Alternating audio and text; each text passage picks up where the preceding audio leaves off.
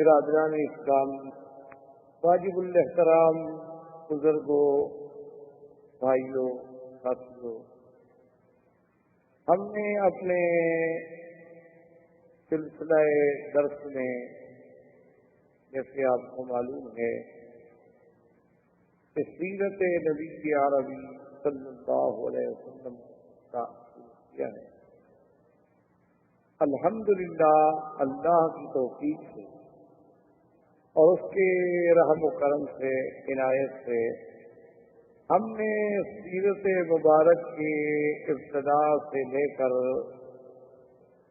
تقریباً حضور صلی اللہ علیہ وسلم کا ہجرت کا فرمانا، سرزمین مکہ مکرمہ سے ہجرت اور مدینہ منورہ کے ورود تک کا بیان تقریباً اختصار سے ہم کر سکتے۔ سرکار دو عالم صلی اللہ علیہ وسلم جب مدینہ منورہ میں پہنچ گئے تو میرے مدنی کی زندگی، مدنی زندگی، اسلام کی رفعت، سر بلندی، اسلام کی عظمت، تکمیل، یعنی جس دین کی ابتدا مکے سے ہوئی تھی اس کی تکمیل مدینہ میں۔ مکی زندگی میں جو حضور کا پاک صلی اللہ علیہ وسلم کے 13 سال گزرے ہیں، اس 13 سالہ دور میں کوئی احکام، کوئی شریعت کے بارے میں اوامر، نواہی، احکام، حدود یا آسان مسائل سمجھنے، نماز، روزہ، حج، زکوٰۃ، کوئی حکم نہیں اترا۔ 13 سالہ زندگی جو ہے وہ صرف دعوت کی اور اثبات دعوت کی، جو مسائل مہمہ تھے، اللہ کی توحید، نبوت و رسالت اور اثبات قیامت، بس ان 3 مسائل پر میرے آقا نے 13 سال اپنی زندگی کے صرف فرمائے۔ کیونکہ قاعدہ ہوتا ہے کہ جب کوئی داعی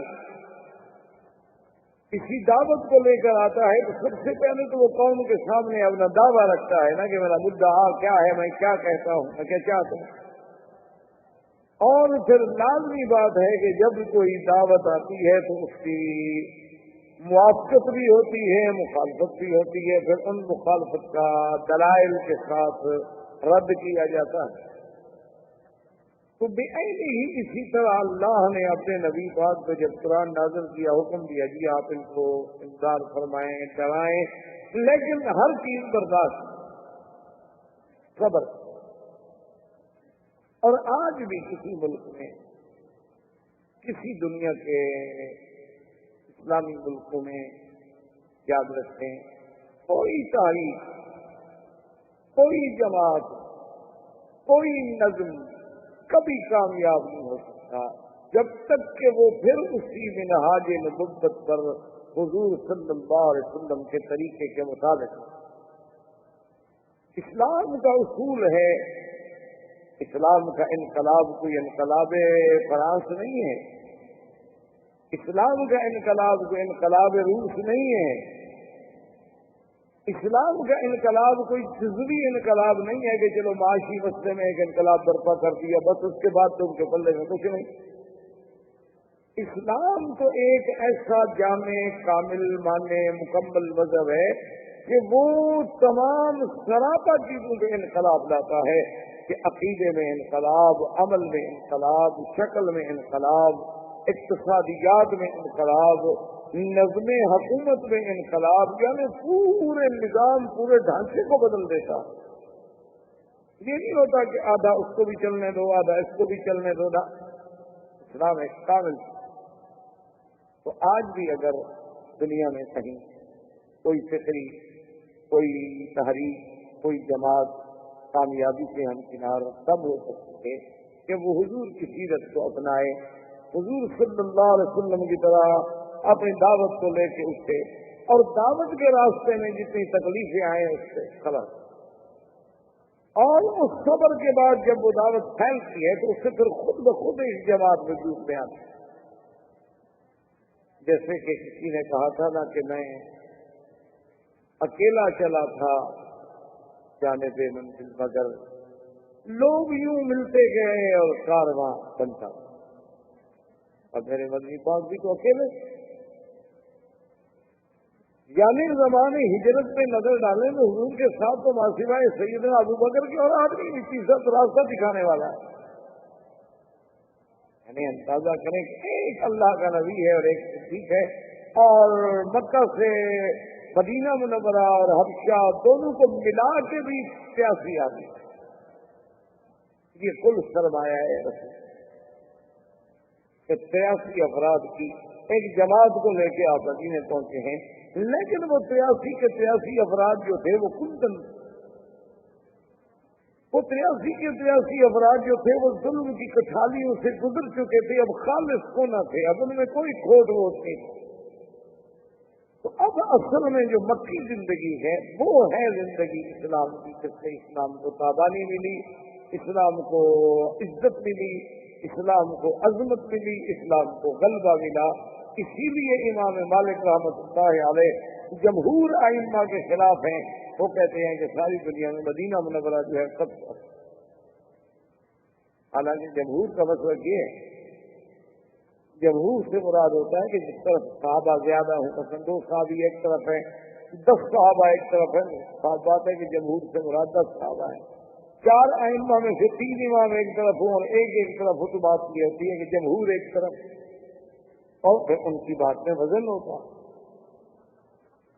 تو اب جمہور کا مسئلہ تو یہ ہے، امام ابو حنیفہ رحمۃ اللہ علیہ، امام شافعی، امام مالک رحمۃ اللہ علیہ، امام احمد بن حنبل رحمۃ اللہ علیہ اجمعین کے مکہ افضل، لیکن امام مالک رحمۃ اللہ علیہ فرماتے ہیں کہ نہیں، مدینہ افضل. اس کی وجہ کیا تھی؟ وہ کہتے ہیں کہ تمام دنیا کے شہر جو ہیں وہ تلوار سے قابو آتے ہیں، تلوار سے فتح ہوتے ہیں. ایک مدینہ ہے جو صرف اسلام سے فتح. تو اب سیدنا محمد رسول اللہ صلی اللہ علیہ وسلم جب مدینے میں تشریف لے گئے تو جس جگہ پر آپ کی اونٹنی مبارک بیٹھی تھی وہ خالی چٹکی اس کی جگہ سے میدان،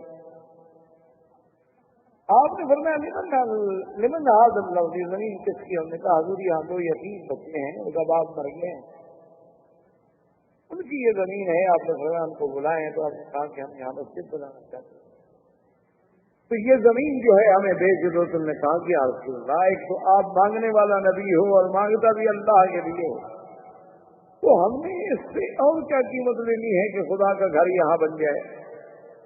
حضور نے فرمایا پھر مجھے دوسری جگہ دیکھنی ہوگی. میں اللہ کا گھر تو بناؤں گا لیکن خالصتاً خرید کر. انہوں نے کہا ٹھیک، جیسے آپ راضی یہاں پیسے دینا چاہتے ہیں پیسے دے. تو سب سے پہلا کام یہ ہوا کہ حضور پاک نے وہاں مسجد کی بنیاد رکھی. یہ سب سے پہلی مسجد تھی. اس طرح تو مسجد قباء،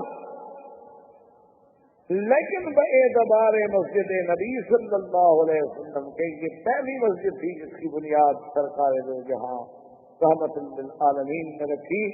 اور اس زمانے میں مسجد کا تصور یہ نہیں تھا کہ جہاں جا کے آپ صرف نماز پڑھیں، بلکہ مسجد کا تو ایک بہت بڑا حساس یعنی کردار تھا کہ وہی مسجد ہوتی تھی اور وہی مدرسہ ہوتا تھا اور وہی سمجھ لیں کہ پارلیمنٹ ہاؤس کا، وہی پریزیڈنٹ ہاؤس کا، وہی جناب جی ایچ کیو تھا، سب کچھ مسجد.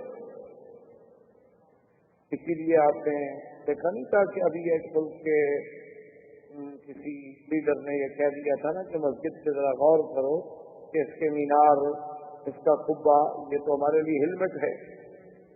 اور مینار جو ہیں دیکھیں گے ہمارے اسلام کے سب سے بڑے عظیم میزائل ہیں جو کفر کی قوتوں کو دیکھنے سے پاس کر دیتے ہیں، چلانے کی ضرورت نہیں پڑتی. تو اس پہ اس کو سزا بھی دی ہے کہ تم نے پھر مسلمانوں کے ذہن میں ایک سوئی ہوئی چیز کو بیدار کرنے کی کوشش کرے، پھر جگا رہے ہو.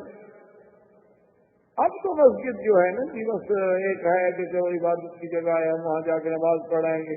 اچھا بعض لوگ تو مسجد کو یہ بھی سمجھ کر نماز بھی ہو جائے گی، اس کے بعد بیٹھ کے گپ شپ بھی لگا لیں گے اور جگہ ذرا اچھی نہیں ملتی. ورنہ مسجد کا تو ایک بہت بڑا مقام ہے.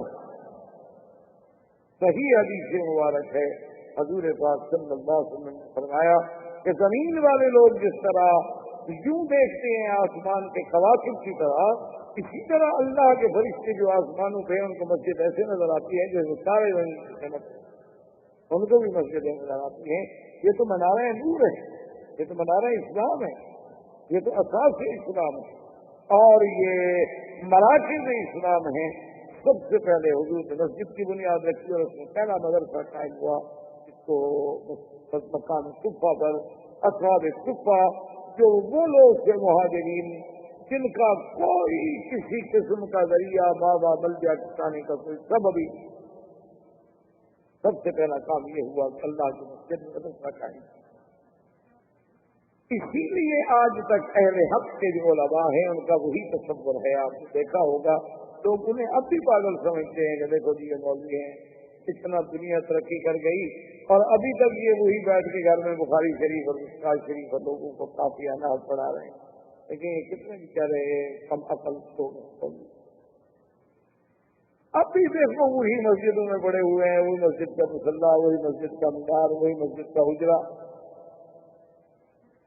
حالانکہ اصل وجہ کیا ہے کہ ان کے سامنے ربی، جن کے سامنے سیرت رسول عربی ہوتی ہے، وہ سمجھتے ہیں کہ اللہ کے نبی کے جو وارث ہیں العلماء ورثۃ الانبیاء، یہ تو پھر اسی کی بات کو لے کے چلیں گے نا جو حضور سے ہمیں ملی ہے.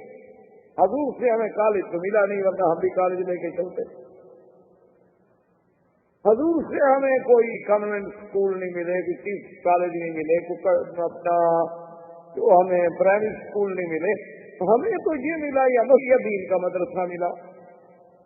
تو اللہ نے جہاں موقع دیا ہم نے مسجد بھی بنائی، مدرسہ بھی بنایا. اور اس کو وہی چیز دے کے چلے گا نا جو اس کو مورث پہ ہوتی ہے. کسی کو باغ ملا، کسی کو زمین ملی، کسی کو جائیداد ملی.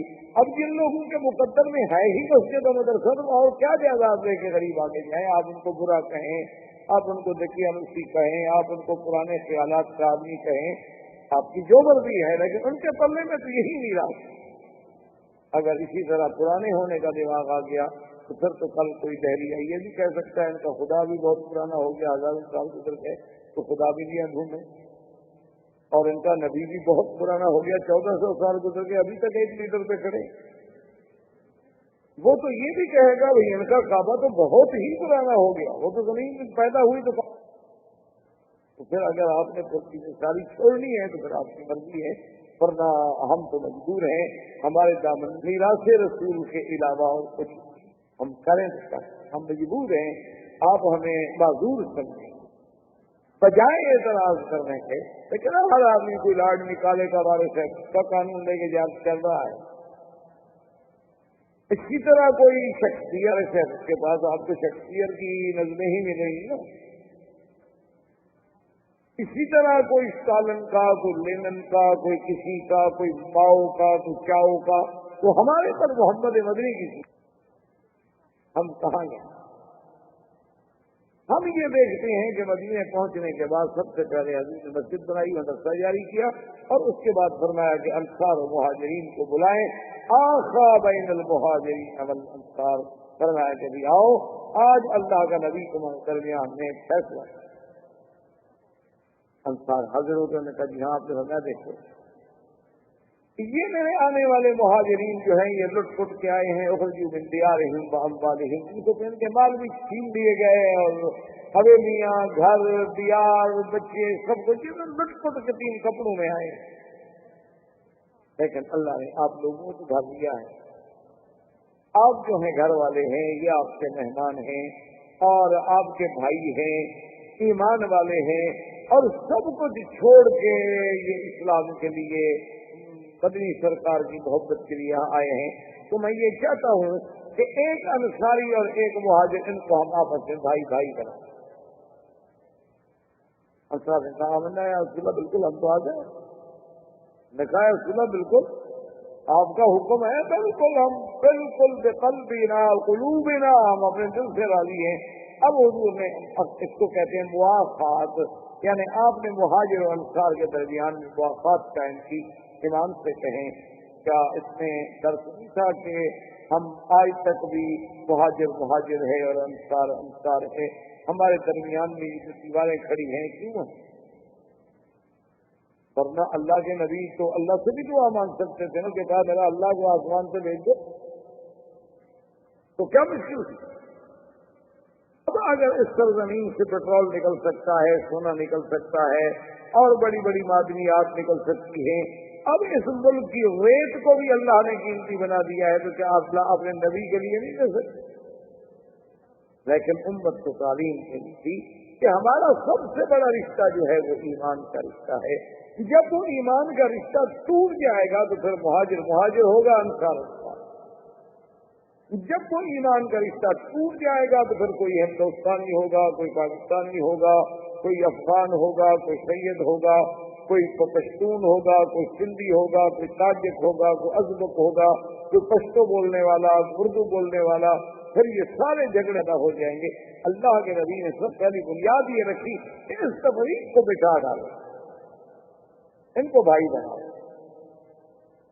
اسی لیے حدیث مبارک میں ہے کہ ایک دفعہ مدینہ منورہ کی زندگی میں اوس و خزرج بڑے قبیلے تھے جو انصار میں تھے، پھر استاد کے سب الحمدللہ اسلام میں آ گئے، یہ بہت بڑے قبیلے، ان کی آپس میں کچھ جھگڑا ہو گیا، تو ایک اوس والے نے پکارا اپنے قبیلے کو، خزرج والے نے پکارا اپنے قبیلے کو۔ پرانے دور میں ہی دن ہر آدمی اپنی قوم کو پکارتا تھا، تو دونوں جناب تلواریں لے کے نکل آئے۔ حضور صلی اللہ علیہ وسلم کو جب پتہ چلا تو حضور گئے، آپ نے فرمایا ما بال فیکم الجاہلیہ، کہ اللہ کا نبی تمہارے اندر موجود ہے، تم ابھی تک قومیت کے نعرے لگا رہے، دعوها انہا ممکنۃ، چھوڑ دو ان قومیت کے نعروں کو، یہ تو بدبودار نعرے ہو۔ کہیں لسانیت کا جھگڑا، یہ کون ہے جی اردو سیکھیں گے، یہ کون ہے جی بنگلہ سیکھیں گے، یہ کون ہے جی یہ جناب ملاباری ہے، یہ کون ہے جی یہ کیرالا کا ہے، لسانیات پہ جھگڑا، قومیتوں پہ جھگڑا، رنگ پہ جھگڑا۔ وجہ کیا ہے کہ وہ اسلام کی قوت جو تھی وہ کمزور ہوگی۔ دیکھیں اسلام کا تقاضا کہ حضور نے بھائی بھائی بنا دیا، سب بھائی بن گئے۔ اچھا ایک روایت کیا ہے کہ سیدنا علی بن گئے، سیدنا علی اللہ تعالیٰ عنہ کہا کہ یا رسول اللہ آپ نے مجھے تو کسی انصاری کا بھائی نہیں بنایا، اب ابا کرتا تم اس بات سے راضی نہیں کہ تو میرا بھائی بن جائے، میں تیرا بھائی بن جاتا۔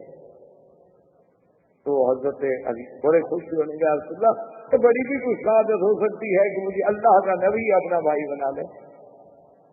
اب دیکھیں انصار اور قربانی اور ایثار کہہ دینا تو بڑا آسان ہے،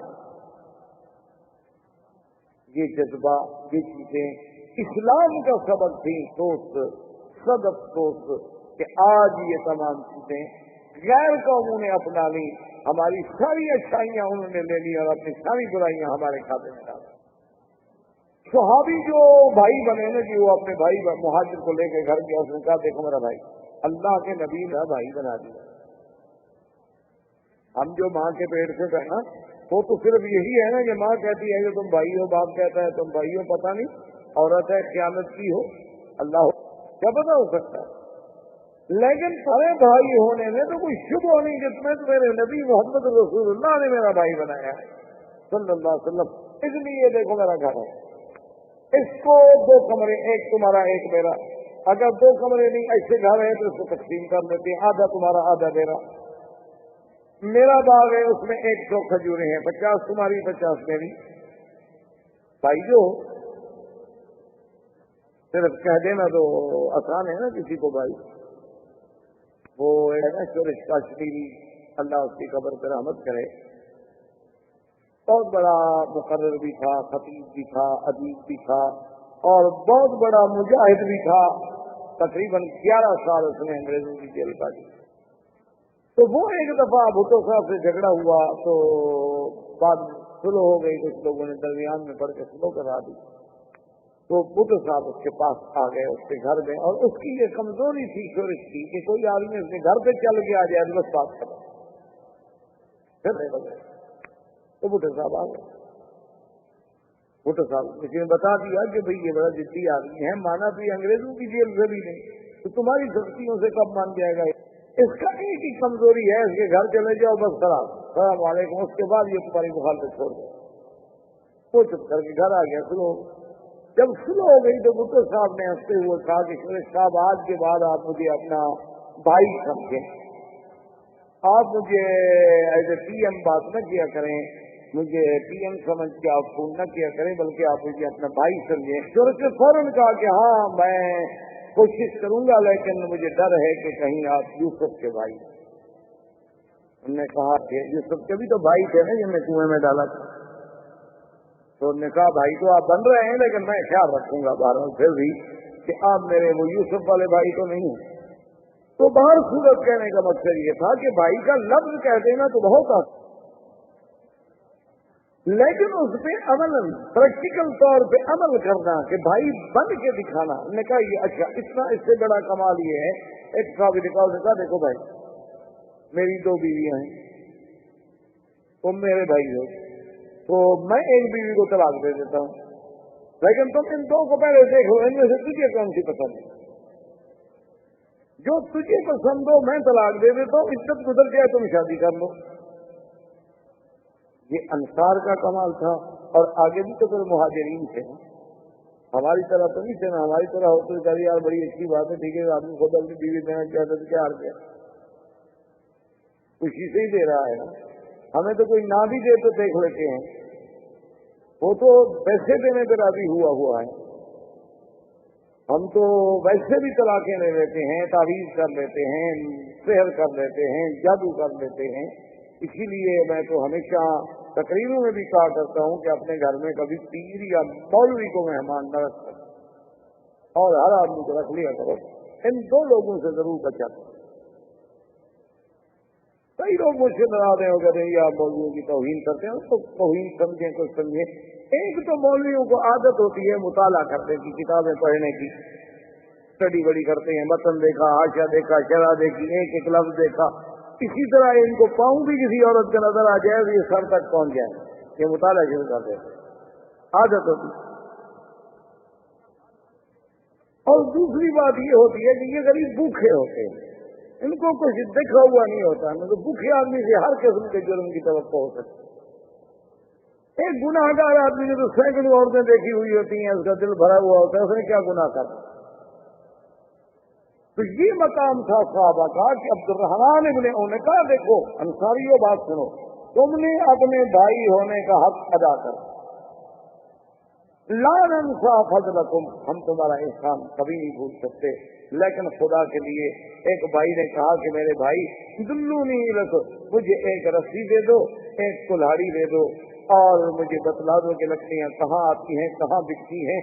جزاکم اللہ خیرا، میں لکڑیاں بیچ کے کھانا کھا لوں گا، میں بھی کسی کے دروازے پہ پڑھ کے اس کے لیے بوجھ بننا نہیں چاہتا.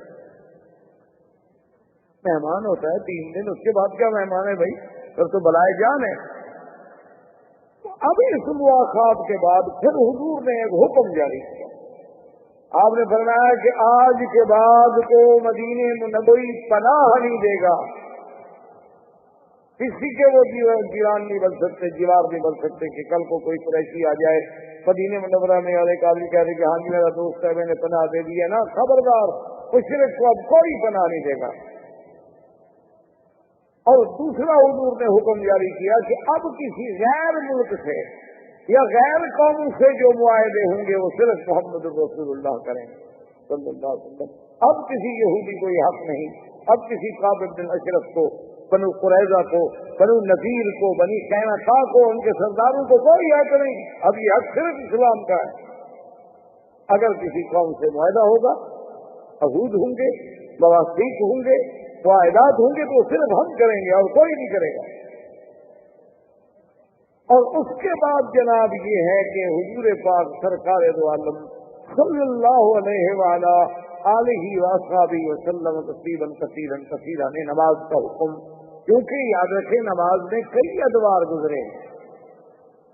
جو نماز ہم پڑھتے ہیں، جو اہم العبادات، جو صلہ ہے بین العبد و بین الرب، اس سے کئی ادوار گزرے ہیں. پہلے زمانے میں صحابہ نماز پڑھتے تھے لیکن نماز فرض نہیں تھی. یعنی ابتدائی اسلام میں مکے میں حضور بھی نماز پڑھتے تھے، صحابہ بھی نماز پڑھتے، لیکن نماز فرض کوئی نہیں تھی، اپنے من سے کسی نے پڑھ لی، کسی نے نہ پڑھی۔ پھر سب سے پہلے فرض ہوئی نماز کون سی؟ یہ 5 نمازیں نہیں، صرف تہجد رات کی نماز فرض ہوئی، حضور پر بھی اور صحابہ پر۔ یا ایھا المزمل قم اللیل الا قلیلا نصفه او انقص منه قليلا او زد علیہ ورتل القرآن ترتیلا۔ قم اللیل، حکم یہ تھا کہ میرے الا قلیلا، رات کا زیادہ حصہ عبادت کرو، تھوڑا سا آرام کر لو، تھوڑا سا حصہ، اس کے بعد پھر تھوڑی سی اللہ نے رعایت کی۔ اللہ نے فرمایا قم اللیل الا قلیلا نصفه او انقص منه قلیلا، یا آدھی رات عبادت، آدھی رات آرام، یا پھر ایسا کریں چلو آدھی رات سے بھی کچھ کم عبادت کر لو، زیادہ حصہ آرام کر لو۔ سب سے پہلے جو فرض ہوا وہ رات تہجد کی نماز تھی، قیام اللیل جسے آپ کہہ سکتے ہیں۔ اور قیام اللیل اتنا جامع لفظ ہے، یاد رکھیں، اس میں تہجد بھی آ جاتی ہے، اس میں تراویح بھی آ جاتی ہے، اس میں صلاۃ الفطر بھی آ جاتی ہے۔ یہ بڑا جامع معنی لفظ ہے، کیونکہ رات کی نماز ہے نا، رات میں پڑھی جانے والی نماز عشاء بھی آپ رات میں پڑھیں گے، تراویح بھی رات میں پڑھیں گے، وتر بھی رات میں پڑھیں گے، تہجد بھی رات میں پڑھیں گے۔ اب اس کے بعد اللہ تبارک و تعالیٰ نے پھر دوسرا حکم آ گیا کہ میرے مدنی پاک پر تو تہجد فرض رہی، لیکن آپ کی امت پہ تہجد فرض نہ رہی۔ حضور صلی اللہ علیہ وسلم کے ذمہ تو صلاۃ تہجد فرض رہی، اسی لیے حضور نے کبھی نماز تہجد نہیں چھوڑی، الا لیلۃ المزدلفہ، مگر صرف مزدلفہ کی رات میں جب حضور حج میں تشریف لے آئے تو آپ نے تہجد نہیں پڑھی۔ کیوں؟ شفقتاً علی امتہ، اپنی امت پہ شفقت فرمانے کے لیے کہ بھئی 10 تاریخ کو تو میری امت کو بڑے کام ہیں، کنکریاں مارنی ہیں، قربانی کرنی ہے، بال کٹانے ہیں، احرام کھولنا ہے، پھر طواف زیارت کے لیے جانا ہے، صفا مروا دوڑنی ہے، تو رات کو بھی جاگے ہوئے ہوں گے تو صبح بیچارے کیسے اتنے بڑے کام کر سکیں گے؟ تو حضور نے تہجد نہیں پڑھی، ورنہ کبھی زندگی میں سفر میں حضر میں حضور نے کبھی تہجد نہیں پڑھی۔ اور اس رات کی نماز میں جو مزہ ہے نا، دعا کریں اللہ آپ کو بھی، اللہ مجھے بھی نصیب کرے۔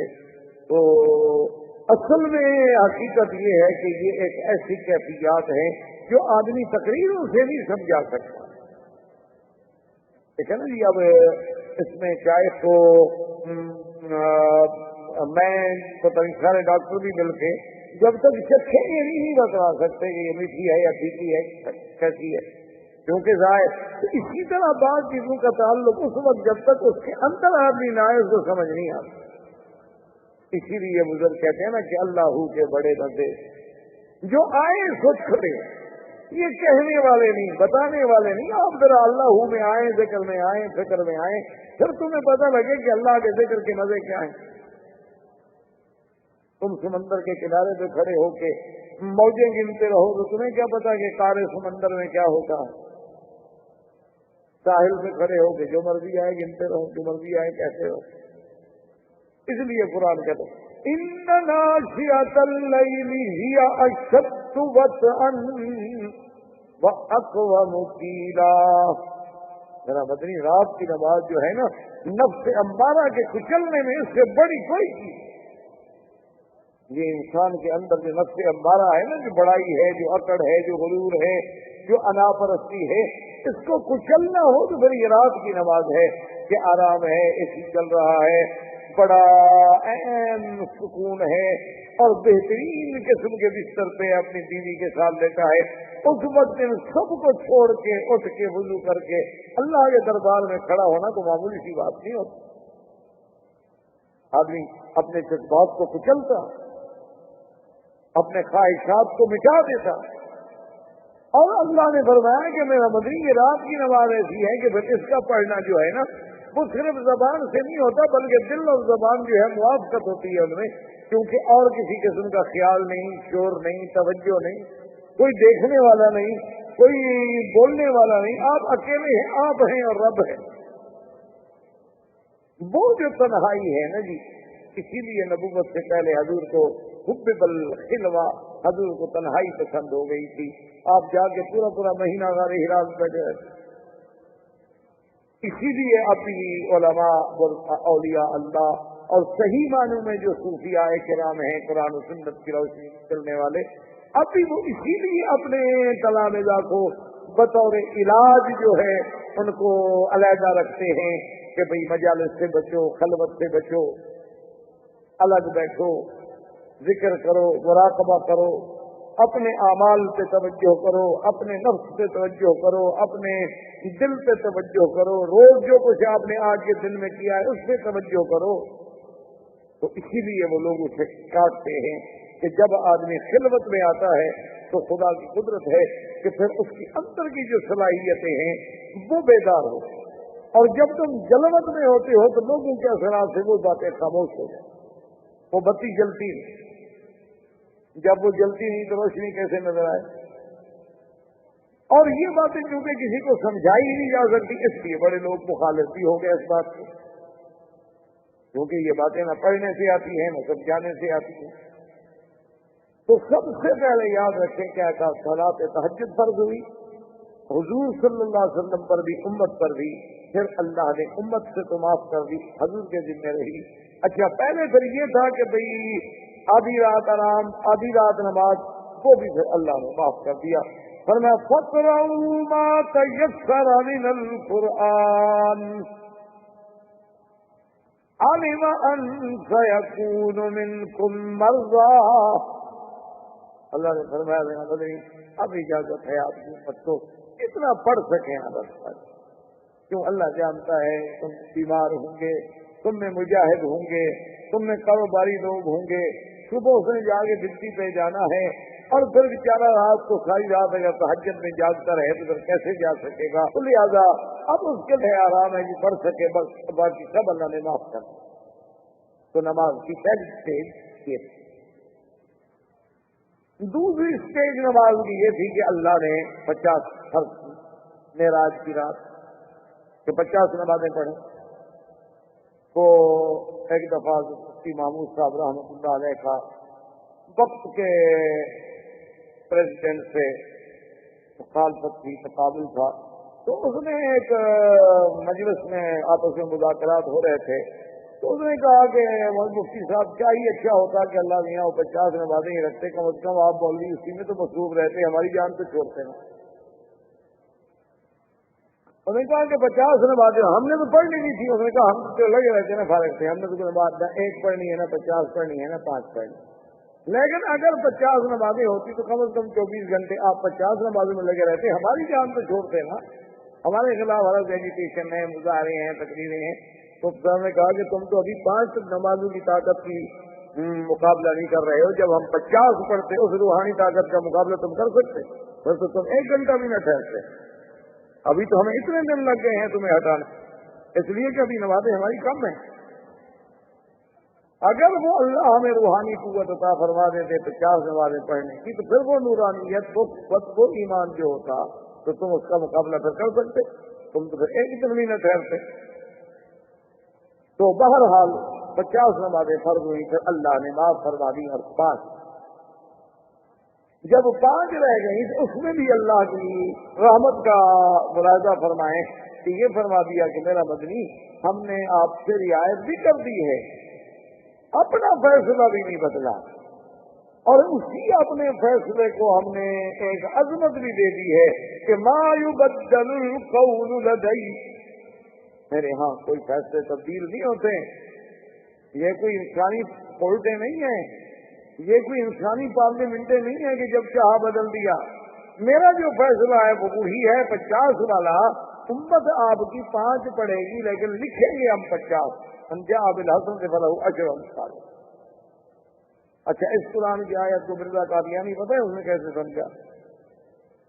اس نے قوم سے وعدہ کیا کہ میں کتاب لکھوں گا جس کے 50 جلد ہوں گے، اس کے لیے میرے ماننے والے جو ہیں اتنے پیسے جمع کرائیں۔ لوگوں نے پیسے جمع کرانے شروع کر دیے، پیسے جمع ہو،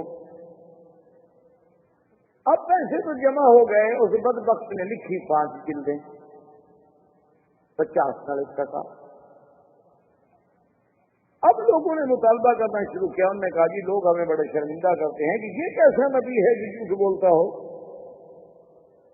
نبی ہو کر جھوٹ کیسے بول سکتا ہے، نبی تو پاک ہوتا ہے۔ اس نے کہا 50 جلدیں، آج 2 سال گزر گئے، پیسے لے لیے، ابھی تک 5 جلدیں میدان میں آئی ہیں۔ تو مرزا صاحب نے اپنے الہ آباد سے الہام منتخب کر کے الفضل رسالے میں جواب دیا کہ اعتراض کرنے والے بے وقوف ہیں، اللہ نے بھی تو 5 کو 50 کہا تھا، تم بھی 5 کو 50 سمجھ لو۔ اللہ نے بھی تو نبی سے یہی کہا تھا کہ نماز 5 پڑھو گے لیکن لکھیں گے ہم 50، تو 5 کو انہوں نے بھی تو 50، تو آپ بھی میری 5 جلدوں کو 50 سمجھ کے پڑھ لو، بس ٹھیک ہو گیا۔ جھوٹ تو میں نے نہیں بولا، دیکھیں نا منطق کیسی ہے الٹی۔ تو اب دوسری سٹیج یہ تھی کہ 5 فرض ہو، اچھا لیکن 5 فرض ہونے کے بعد مکے میں کبھی ترتیب سے پڑھے نہیں گئے، مدینہ منورہ میں آنے کے بعد بھی 5 فرض یوں نہیں پڑھے گئے جیسے آپ پڑھتے ہیں۔ 5 نمازیں تو پڑھی جاتی تھی لیکن 2 رکعت کر، ہر نماز 2 رکعت، فجر، ظہر، عصر، مغرب، عشاء سب 2 رکعت۔ اس کے بعد پھر حکم آیا جس میں اضافہ کیا گیا نمازوں کا کہ سفر میں تو نماز 2 رکعت رکھی گئی جو اصل تھی، لیکن حضر میں اللہ تبارک و تعالیٰ نے اس کو زیادہ کر دیا کہ ظہر کی 4، عصر کی 4، عشاء کی 4، مغرب کی 3، لیکن فجر کی 2 رہنے دی گئی اپنے اصل پہ۔ تو نماز میں یہ ادوار آئے، اور یہ سارے دور کہاں آئے؟ مدینہ منورہ میں ہجرت کے بعد۔ اب اسی طرح دیکھیں کہ پھر نماز پڑھنے کے لیے ایک مسئلہ تھا، ابھی نماز کیسے اکٹھے پڑھیں، کوئی انتظام تو تھا نہیں اکٹھے پڑھنے کا، کیسے جمع ہوں، کیا کریں؟ 2 آدمی 4 آدمی سورج کو دیکھ کر سائے کا اندازہ لگا کے کہ ہاں اب دیوال ہو گیا ہے، ہم نماز پڑھنے جانا ہے ظہر کی، اچھا جی اب سایہ جو ہے 1 بسل ہو گیا، 2 بسل ہو گیا، اب ہم نے عصر کی پڑھنی ہے، اب جی غروب ہو رہا ہے تو عشاء کی پڑھنی ہے، اب عشاء مغرب کی پڑھنی ہے، اور مغرب کے غروب کے بعد جی اب شفق ڈوب گیا، چلو جی ہم جا کے عشاء کی نماز پڑھائیں۔ تو اس سے اندازہ لگایا جاتا تھا، اور کوئی چیز جمع کرنے والی مسلمانوں کے پاس نہیں تھی کہ اس سے وہ جمع ہو جائیں۔ اس پہ حضور نے ایک دن صحابہ کو بلایا، آپ نے فرمایا کہ مشورہ کرو، یہ تو بڑی مشکل بات، کسی کو سایہ نظر آیا، کسی کو سایہ نظر نہیں آیا، کوئی بیچارہ زوال کو صحیح طریقے سے سمجھ سکا، کوئی نہ سمجھ سکا، یہ تو بڑا مشکل ہے۔ اس کے لیے ہمیں اہتمام کرنا چاہیے۔ اچھا پھر 2 آدمی جائیں گی، بلاؤ سب کو، نماز نماز نماز، پھر کوئی گھر ہے کوئی نہیں، کسی نے آواز سنی کسی نے نہیں سنی، تو صاحبہ نے کہا ٹھیک ہے۔ ایک صاحب نے کہا یا سن، میری تجویز یہ ہے کہ ہم ایسا کیوں نہ کریں کہ آگ جلا دیا کریں، آگ کی روشنی سے کہ سمجھے مسجد کے قریب سے آگ کی روشنی اٹھے۔ تو انہیں کہا بھائی یہ آگ سے تو اچھی بات نہیں ہے، اور آگ جو ہے یہ تو مجوسیوں نے اس کی عبادت کی ہوئی ہے، اس کو جلاتے ہیں، اسی لیے آپ نے دیکھا نا جی کہ آتش پرست جو ہیں آج بھی موجود ہے، مجوسی پارسی جنہیں آپ پارسی کہتے ہیں، اور ان کا عقیدہ ہے کہ ان کے جو معبد ہے ان میں آگ جلتی ہے، آگ بجھنی نہیں چاہیے، کیوں آگ بجھ گئی تو خدا بجھ گیا نا۔ تو حضور نے فرمایا کہ نہیں، یہ انہوں نے کہا حضور ایسا کرتے ہیں کہ ناقوس کہتے ہیں، سینگ ہوتے ہیں، سینگ آپ نے دیکھا ہوگا ہندوستان میں، پاکستان میں، ہمارے ملکوں میں بھی یہ مرض موجود ہیں نا، وہ سینگ بجانے والے فقیر ہوتے ہیں، آواز دیتے ہیں، بھیک مانگتے رہتے ہیں، جوگی ووگی اس قسم کے کالے سے سینگ اٹھا تو اس میں آواز مارتے ہیں، تو بچے خوش ہو گئے، اکٹھے ہو گئے، انہوں نے بھیک مانگ لی، انہوں نے اپنے پیسے اکٹھے کر دیے، تو اس کو ناقوس کہتے ہیں عربی میں۔ تو نصارہ جو تھے یہ بھی اپنے گرجاؤں کے باہر ناقوس کے ذریعے آواز دیتے تھے اور لوگ عبادت کے لیے جمع ہوتے تھے۔ تو انہوں نے کہا کہ جی ہم ناقوس لے لیتے ہیں، اور اذان کے وقت میں ایک آدمی دیوار پہ کھڑا ہو گیا اور ناقوس بجایا تو سمجھ گیا ظہر کا وقت ہو گیا۔ سب کو یہ تجویز پسند آئی، حضور پاک بھی چپ ہو گئے، لیکن آپ کو پسند تو نہیں آئی، لیکن حل کوئی نہیں۔ اچھا جی اب ناقوس کہاں سے ڈھونڈیں؟ مسلمانوں کے پاس تو ناقوس تھا نہیں ہے بجانے والا، آج کے مسلمانوں تو خیر سب کچھ مل جاتا، کسی حال تک پہنچ جاتا، اس وقت تو صرف ناخون ڈھونڈنا بڑا مشکل تھا نا. آج کا ماشاءاللہ اگر مسلمان ہو اور خاص طور پہ ہمارے کالج کے بچے ہوں تو ان کے پاس تو جدید آلات موسیقیہ کی پوری رینج ہوتی ہے. نہیں کہ ایک آدھا ہو. معلوم ہوتا ہے کہ نسل میراثی کے لیے اور بڑے آدمی ہونے کی دلیل ہے جس کے گھر میں گٹار ہو, ستار ہو, سرمنڈل ہو, طبلہ ہو, کیا کیا بلائیں ہوں, پتہ نہیں کہ اس کی یہ دلیل ہے کہ یہ بڑا خاندان آدمی ہے. کیونکہ جس کا وارث ہے پیچھے یہ چیزیں کس کی ہیں؟ بڑا تو ہوا نا. اور پھر اس کو لوگ بڑا رنگ دیتے ہیں کہ یہ تو نوابوں کے شوق ہوتے تھے. جی ہاں, آپ کو پتہ یہ بھی ہونا چاہیے نواب پیدا کہاں ہوتے تھے. اکثر کوٹھوں کی پیداوار ہے. اللہ تبارک و تعالیٰ بس معاف کرے. قدرت ہر چیز سے انتقام. جب تم کسی کی بے عزتی کرتے ہو اللہ معاف نہیں کرتے. جب تم کسی کی عصمتوں سے کھیلتے ہو اللہ معاف نہیں کرتے. پھر تمہاری بچیاں بھی ہوئی جب منہ پہ بیٹھی. یعنی آپ حیران ہوں گے. میں جس صاحب کی بات کر رہا تھا اس نے ایک دفعہ اعلان کیا کہ میں بڑا زبردست یعنی صاحب قلم تھا. اس نے اعلان کیا کہ میں اب کتاب لکھوں گا جس میں میں بتاؤں گا کہ فلاں فلاں مغنیہ جو ہے اور رقاصہ جو ہے اور ڈانسر جو ہے اور فلم ایکٹریس جو ہے کس کس کی بیٹی. وہ جناب پوری دنیا ہل گئی نا. بڑے بڑے گدی نشین, بڑے بڑے پردہ نشین, بڑے بڑے سجادگان, بڑے بڑے مولوی, بڑے بڑے پیر, بڑے بڑے صنعتکار, ساہوکار, سرمایہ دار جناب ہل گئے. رات کو جا کے گورنر کے پاؤں پڑ گئے خدا کے لیے شورش کرو. تو اگر یہ پردہ اٹھاتا ہے تو خود کچھ بھی نہیں بچے گا. یہ تو ہماری بدقسمتی ہے. اور کتنا بڑا ملک ہے ہندوستان, کتنا بڑا ملک ہے پاکستان. دعا کریں اللہ مسلمانوں کے حال پہ رحمت کرے. آج تک وہ سارے ملک عورتوں کے ہاتھ میں کھیل رہے ہیں نا. پورے آپ اپنے اقتدار کو دیکھ لیں, 50 سال گزرے ہیں تو عورت کتنا عرصہ رہے. اب بھی عورت کے بغیر تو پارٹی نہیں چل پائی. ہمارے ہاں بھی عورت, بنگلہ دیش کا مسلمان ہے وہاں بھی عورت, ترکی کا مسلمان ہے وہاں بھی عورت. مرد تو ویسے ختم ہو گئے. اچھی بات ہے کہ چوڑیاں پہن کے گھر بیٹھ گئے. کتنا بڑا انتقام کفر ہم سے لے رہا ہے کہ تم اسلام میں جس صنف کو یہ حق نہیں دیتے ہو ہم اسے تمہارے سروں پہ لائیں گے. اور وہ اپنی طرف سے پورے عالم کو ایک آزادی کا سبق پڑھا رہا ہے کہ دیکھو ہماری حریت کا کتنا بڑا مقام ہے کہ ہم عورتوں کو جو کچھ نہیں ہوئی قوم ہے, جو 2 کو 1 کے برابر کیا گیا, جس کی گواہی آدھی کر دی گئی, جس کا میراث ادا کر دیا گیا, دیکھو ہم اس کو اٹھا رہے ہیں. یہ بڑے بھیانک چیزیں ہیں, بھیانک باتیں ہیں. اللہ معاف کرے. تو بہرحال ناقوس کے لیے جو تھا تلاش شروع ہوئی کہ جی ناقوس تلاش کرو, کہاں تلاش کرو. لازمی بات ہے کہ عیسائی سے خریدو. مسلمانوں کے گھر میں ناقوس کا کیا کام. ابھی وہ ناقوس نہیں ملا تھا کہ ایک صحابی تھے جن کا نام تھا عبداللہ بن زید رضی اللہ تعالی عنہ. وہ آئے حضور کی خدمت میں دوڑے دوڑے, یا رسول اللہ انی رأیت رؤیا, رأیت رؤیا, رأیت رؤیا یا محمد. حضور میں نے ایک خواب دیکھا. کیا خواب؟ انہوں نے کہا حضور میں بس ایسے بیٹھا ہوا ہوں, ایسے ایک بندہ آ گیا.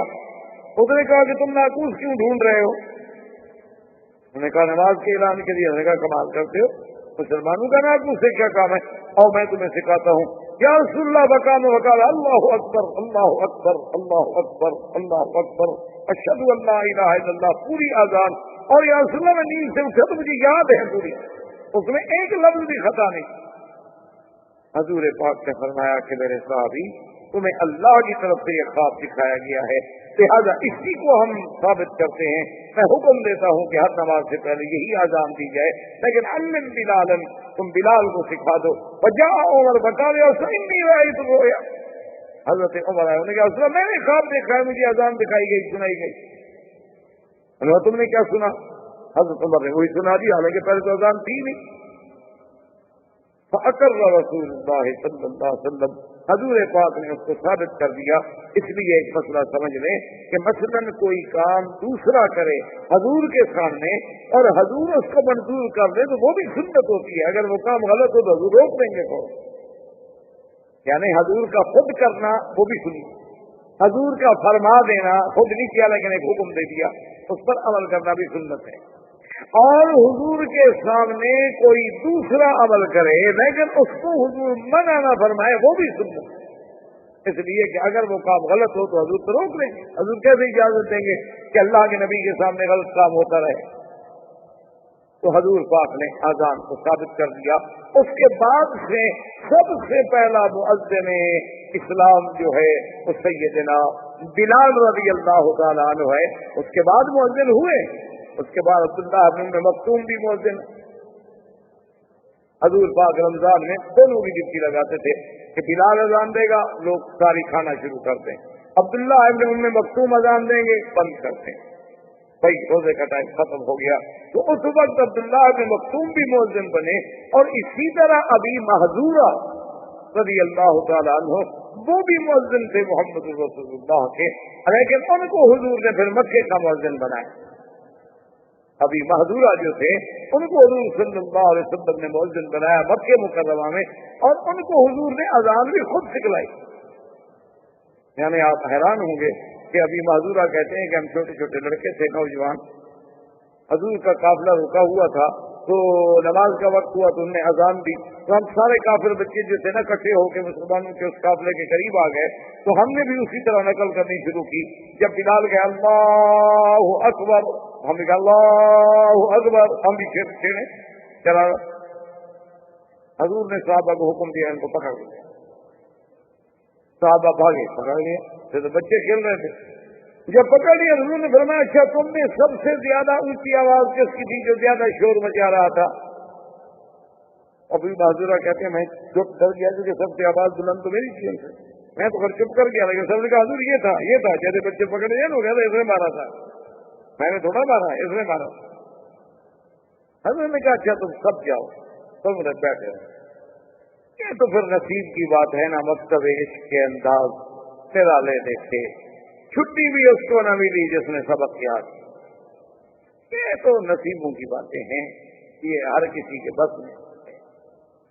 حضور نے فرمایا اچھا تم زیادہ شور کر رہے تھے، اب نے بڑا اچھا قریب اور اب جو میں کہتا ہوں تو اسی طرح کہو، اللہ اکبر کہو۔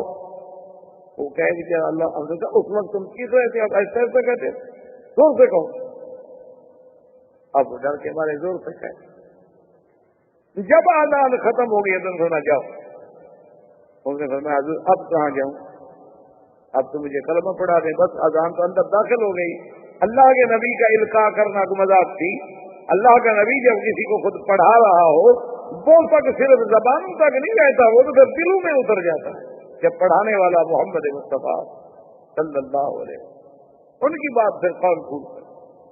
اتنی دیر کی صحبت، حضور کا اس کو توجہ بھر کے دیکھنا، حضور کا خود اس کو پڑھانا، یہ کوئی معمولی سی بات تو نہیں ہوتی نا۔ اسی کا اقبال نے کہا تھا نا کہ نگاہ مرد مومن سے بدل جاتی ہے، وہ ہر مومن نہیں ہوتا۔ تو اب جناب ابھی محذورہ کو حضور نے مؤذن مکے کا بنا دیا، تو اب یہ اذان کا ابتدا جو ہے اذان کی وہ کہاں سے ہوئی؟ مدینہ منورہ۔ اور نماز کی ترتیب کے ساتھ جماعت کا قیام کہاں سے ہوا؟ مدینہ منورہ۔ اچھا، اور خدا کی شان ہے کہ اسی اثناء میں ہجرت کے فوراً بعد مدینہ منورہ میں ایک عجیب کیفیت پیدا ہو گئی کہ کسی مسلمان کے گھر میں کوئی بچہ اگر لڑکا پیدا ہو تو مر جائے اور لڑکی پیدا ہو تو زندہ رہے۔ یعنی عجیب بات، یعنی دنیا میں ایسا کبھی نہیں ہوتا کہ 4 مہینے ہجرت کے بعد کسی مسلمان کے گھر میں پہلے تو لڑکا ہوتا ہی نہیں تھا، لڑکی ہو جائے، اور اگر لڑکا پیدا ہو وہ مر جائے۔ اچھا، پہلا مہینہ گزر گیا تو کسی نے غور نہیں کیا ایسے ہو سکتا ہے، اتفاق ہے۔ اب دوسرا مہینہ گزرا، انہوں نے کہا ہو سکتا ہے موسم کا فرق ہو گیا ہو، بھئی ویدر چینج ہو گیا ہے، مدینے میں رہتے تھے وہاں گرمی تھی، یہاں کچھ تھا، یہ تھا وہ تھا، ہو گیا ہوگا، اتفاق کی بات ہے۔ اچھا، اب تیسرا بھی گزرا، پھر تمہیں کو شروع پڑنا شروع ہوا، پھر جب چوتھا مہینہ گزرا تو لوگ اور گھبرائے، اور یہودیوں نے پورے مدینے میں شور کر دیا، ہم نے کہا سحرنا المسلمون، ہم نے مسلمانوں پہ جادو کر دیا، خلاص ان کی نسل ہم نے سب کر دی ہے، اب کوئی لڑکا پیدا نہیں ہوگا۔ جب لڑکا پیدا نہیں ہوگا تو یہ کب تک زندہ رہیں گے؟ مر گئے، بات ختم ہو گئی۔ جب اولاد ہی نہیں ہوگی، نسل ہی نہیں ہوگی، تو ان کے بعد ان کا نام کون لے؟ تو خدا کی شان دیکھیں کہ اس کافروں کے اور یہودیوں کے اس مکر کو، اس قید کو، اس غدر کو توڑنے میں بھی ابو بکر کا گھرانہ اللہ نے منتخب کیا۔ بی بی اسماء ہجرت کر کے پہنچی، اور بی بی اسماء کون ہے؟ اخت عائشہ بنت ابی بکر، بی بی عائشہ کی بہن ہے اور ابو بکر کی بیٹی ہے، لیکن دونوں کی ماں علیحدہ ہے۔ بی بی عائشہ کی ماں الگ تھی، اسماء کی ماں الگ۔ بی بی اسماء آئی مکے سے ہجرت کر کے، اور جس دن مدینہ پہنچی اسی دن بچہ پیدا ہوا۔ پتہ ہے اس بچے کا نام کیا تھا؟ عبداللہ ابن الزبیر رضی اللہ۔ اور جب بچہ پیدا ہوا تو جناب لوگ اس کو فوری طور پر اٹھا کے حضور کی خدمت میں لے آئے۔ فحنک رسول اللہ صلی اللہ علیہ وسلم، حضور نے کھجور لے کے اپنے منہ مبارک میں نرم کی۔ جب وہ نرم ہو گئی تو تھوڑا سا ٹکڑا توڑ کے عبداللہ بن زبیر کے تالو سے لگایا، اس کو کہتے ہیں تحنیک۔ تو اول ما دخل فی جوفہ ریق رسول اللہ صلی اللہ علیہ وسلم، سب سے پہلی چیز جو عبداللہ بن زبیر کے اندر داخل ہوئی ہے وہ حضور کا لعاب۔ اچھا جی، 1 دن گزر گیا، 2 دن گزر گئے، 4 دن گزر گئے، 10 دن گزر گئے، عبداللہ بن زبیر زندہ ہے، بچے پہ موت نہیں آئی، بچہ ٹھیک ٹھاک ہے، ماں بھی زندہ ہے، بچہ بھی زندہ ہے۔ تو لوگوں نے پتہ کیا کیا؟ عبداللہ بن زبیر جو چھوٹے سے تھے نا، ان کو ایسے نکال کے پورے مدینے میں مظاہرہ کیا اور نعرے لگائے، اللہ اکبر اللہ اکبر۔ کیا جھوٹ بولتے ہیں یہودی، جادو کر دیا، جادو کر دیا۔ یہ دیکھو مسلمانوں کا لڑکا پیدا ہو گیا کہ نہیں ہو گیا؟ کیا اتفاق ہے۔ عبداللہ ابن عمر رضی اللہ تعالی عنہما سے روایت ہے، وہ فرماتے ہیں جب عبداللہ ابن زبیر پیدا ہوا اس وقت بھی مدینے والوں نے اللہ اکبر کے نعرے لگائے، اور جب ظالم حجاج نے مکے میں عبداللہ ابن زبیر کو پھانسی پہ لٹکایا تو اس وقت بھی اس کی جماعت نعرے لگا رہی تھی، لیکن پیدائش میں نعرے لگانے والے خیر من ہؤلاء، وہ زیادہ اچھے لوگ تھے کہ وہ اس کی ولادت پہ خوشی کر رہے تھے اور یہ پھانسی پہ خوشی منا رہے تھے۔ عبداللہ ابن زبیر یہ وہ آدمی ہے، اور یہ بی بی اسماء وہ بیوی ہے کہ عبداللہ ابن زبیر پھانسی پہ چڑھا ہوا۔ کہہ دینا بڑا آسان ہے، ایک ماں اپنے بیٹے کو سولی پہ لٹکتا ہوا دیکھے۔ بی بی اسماء جب وہاں سے گزری تو رک گئی، دیکھ کے کہنے لگی کہ اچھا ابھی میرا سوار گھوڑے سے نہیں اترا۔ یعنی اتنی جرأت بہادری کا یہ عالم ہے کہ دیکھو پھانسی پہ ہے، کہتی اچھا ابھی تک میرا سوار گھوڑے پہ بیٹھے۔ اور اللہ نے وہ عظمت دی کہ جو وہاں سے گزرتا وہ کہتا رحم اللہ عبداللہ ابن الزبیر ولعن من صلبہ، اللہ عبداللہ ابن زبیر تجھ پہ رحمت کرے اور اس پہ لعنت کرے جس نے تم کو پھانسی دی ہے۔ حجاج کو پتہ چلا گا تو کروڑوں لعنتیں برس گئے، جلدی کرو اتارو، بس دفن کر دو، یہ تو جتنی دیر کھڑا رہے گا اتنی لعنتیں بڑھتی چلی جائیں گی، میرے مقدر میں تو لعنتیں ہی نہیں کی۔ تو یہ سب سے پہلا سریہ اس کو کہتے ہیں، یاد رکھے 2 لفظ، ایک ہے سریہ، ایک ہے غزوہ۔ آپ کتابوں میں پڑھیں گے لکھا ہوتا ہے سریہ، اور یہ دیکھیں گے غزوات۔ تو غزوہ وہ ہوتا ہے جس جہاد میں حضور پاک خود تشریف لے گئے، وہ غزوہ۔ اور سریہ وہ ہوتا ہے کہ جس کا حضور نے امر تو فرمایا، حکم تو دیا، لیکن کسی دوسرے کو امیر بنا کے بھیجا اور خود تشریف نہیں لے گئے تو سرایا۔ سب سے پہلا سریہ جو حضور نے ترتیب کیا اس کا امیر کون بنا؟ حمزہ ابن عبد المطلب۔ اور آپ نے حکم دیا کہ تم جاؤ، راستے میں قافلہ جا رہا ہے قریش کا، ان پہ حملہ۔ لیکن خدا کی شان ہے کہ وہ جب آئے تو بنی زمرہ کا قبیلہ تھا، اس کا سردار جو تھا وہ درمیان میں حارث ہو گیا، اس نے کہا بھی میں تم لوگوں کو لڑ، قافلہ میرے علاقے سے گزر رہا ہے، یہاں سے تو گزرنے دو، جب میرا علاقہ ختم ہو جائے پھر وہاں جا کے چاہے لڑو یا حملہ کرو۔ تو اس وجہ سے وہ قافلہ نکل گیا۔ حضرت حمزہ بغیر لڑائی کے مدینہ منورہ واپس آ گئے، لیکن سریات و غزوات کی ابتدا جو ہے وہ بھی حضور صلی اللہ علیہ وسلم کے مدینہ منورہ پہنچنے کے بعد ہوئی۔ اور جو اب دن گزرتے گئے تو جیسے کہ کسی نے کیا بات کی، اس نے کہا ہر نبی آیا جانے کے لیے، لیکن محمد مدنی آئے جانے کے لیے نہیں، آ جانے۔ باقی تو جتنے نبی آئے نا جانے کے آئے اور چلے گئے، نبوت ختم، زمانہ ختم۔